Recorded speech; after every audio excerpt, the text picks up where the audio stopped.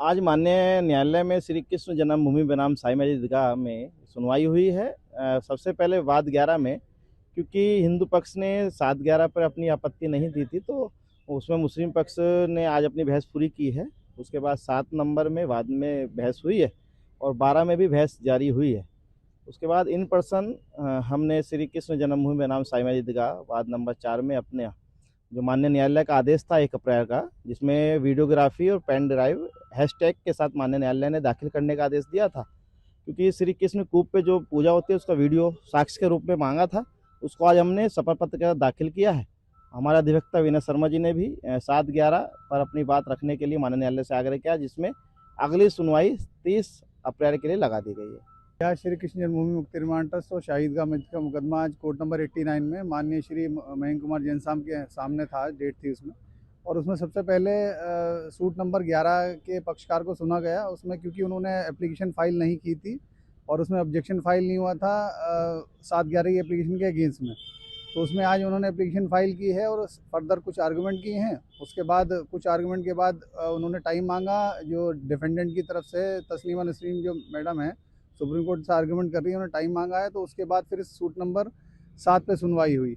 Suit number 7 पे सुनवाई कुछ देर तक हुई, करीब आधा घंटा। उसमें limitation act, place of worship act और वक्फ एक्ट और सेक्शन ऑर्डर 23 रूल 3A और सेक्शन 34 स्पेशल इफेक्ट के प्रावधान के बारे में बताया गया। उसमें अपना पक्ष रखा गया है सूट नंबर 7 की तरफ से, वो अभी पेंडिंग है।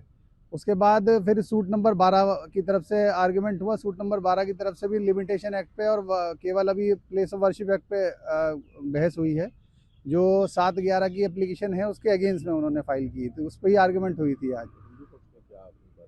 हिंदू पक्ष ने अपनी बात रखी। साहब, हमारा जो जो प्लेंट हमने दाखिल की है वो लिमिटेशन एक्ट से बाहर नहीं है, क्योंकि जो सूट प्रॉपर्टी है वो डीटी की है। डीटी मतलब जो नाबालिग हैं हमारे श्री कृष्ण कटरा केशव देव के महाराज जी, जिन्हें हम श्री कृष्ण भगवान भी कहते हैं। तो उसमें एक आए, क्योंकि वो शुरू से ही परपिचुअल माइनर की एंटिटी है उनकी, तो परपिचुअल माइनर की एंटिटी है। और हम लोगों को जब जैसे ही ज्ञात हुआ तो हमने विद इन लिमिटेशन पीरियड हमने सूट फाइल कर दिया। तो सूट फाइल करके वो विद इन लिमिटेशन पीरियड है, तो उसमें कोई बाढ़ नहीं, बाढ़ बाई लिमिटेशन एक्ट से नहीं है वो।